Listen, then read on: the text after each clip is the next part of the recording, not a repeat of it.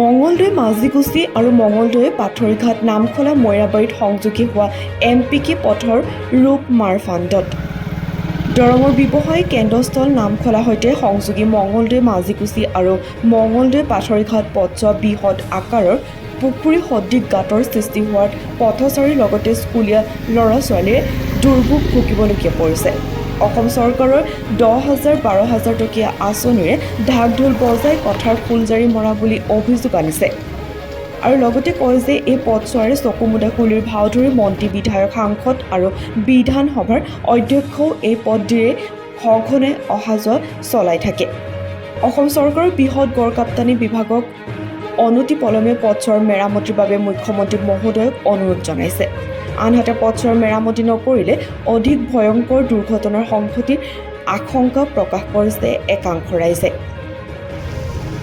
আমি নতুনকৈ গঠন হোৱা বিজেপি চৰকাৰক আমাৰ দিলীপ শইকীয়া মহোদয় লগতে আমাৰ মুখ্যমন্ত্ৰী হিমন্ত বিশ্ব শৰ্মাদেৱ তেওঁলোকক আমি অনুৰোধ জনাইছোঁ।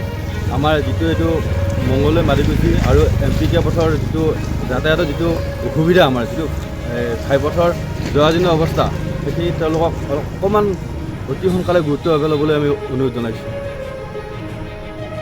জ্ঞাপন কৰিছোঁ আৰু আচলতে এয়া বিজেপি চৰকাৰৰ সুফলা স্বৰূপ। এইটো এটা নামফলা খৈৰাবাৰী তথা মঙলদৈ গুৱাহাটী সংযোগী পথ। এইটো BTAD আৰু নন BTADৰ মাজমজিয়াৰ এইটো এটা বিশেষ গুৰুত্বপূৰ্ণ পথ। ইয়াৰ ওপৰত আজি 10 বছৰ চৰকাৰে কোনো ধৰণৰ একো উন্নয়নমূলক কাম নকৰিলে।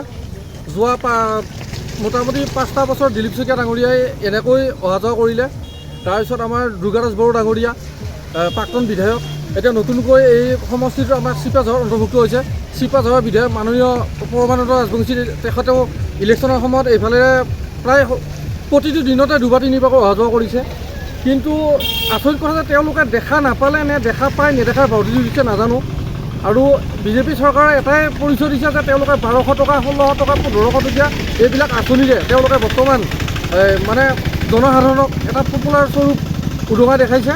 এই ৰাস্তা পদূলিবিলাক দেখিলে তেওঁলোকে গম পাব লাগে যে তেওঁলোকৰ মন্ত্ৰী MLA সকলে যি দম্বালি মৰা কথা কয়, যে যি মানে তেওঁলোকৰ উন্নয়নৰ নমুনা দেখায়, উন্নয়নৰ কথা কয়, তাৰে এটা পপুলাৰ স্বৰূপ আপোনালোকে দেখিবলৈ পাব যদি চাব খোজে। এয়াই মোৰ ক'বলগীয়া। গতিকে অসম চৰকাৰক মোৰ এটাই অনুৰোধ, তেওঁলোকে এই ৰাস্তাটোৰ ওপৰত নামখলাৰ পৰা চিন্তু কলিতাৰ ৰিপৰ্ট, নিউজ 24 ব্যৱস্থা গ্ৰহণ কৰিব বুলি।